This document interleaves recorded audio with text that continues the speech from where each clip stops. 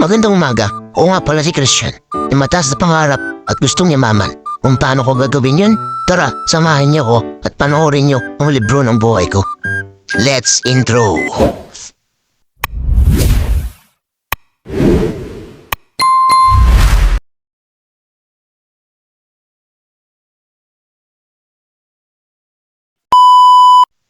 Bago pala tayo makikilain, daan muna pala tayo dito sa simbahan para magpasalamat. Bigyan niya pa tayo ng marami pang lakas.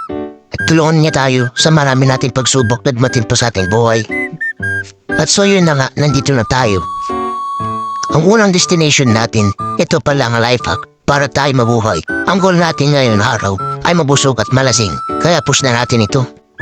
At sakto pala, di pa ako nakatikim ng sangyepsal, kaya ito ang i-push natin. Sige Christian, kumain ka at enjoy mo lang yan.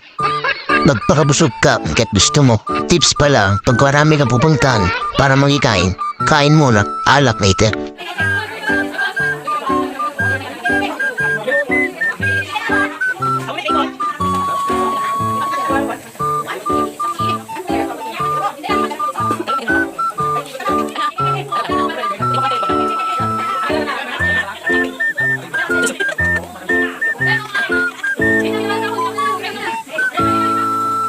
At so yun na nga, pagkatapos kumain, alakan na.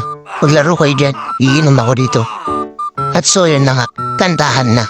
Kasama ko ang mga pamangking ko rito.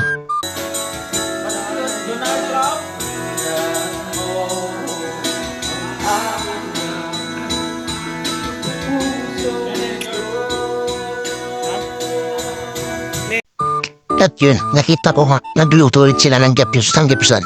Video lang, tas simplehan natin yan. Megos mo na yan, insan.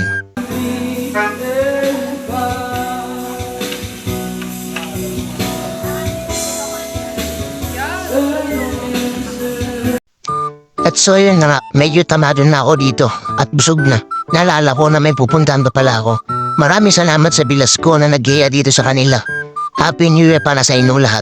Salamat na marami. At so yun na nga, dito na pala ako sa Pare Buboy. Dito pala, sa susunod na destination ko. Dito lang yan sa Padilla. Basta ang goal ko, magpakabusog at malasing ngayong araw ng bagong taon.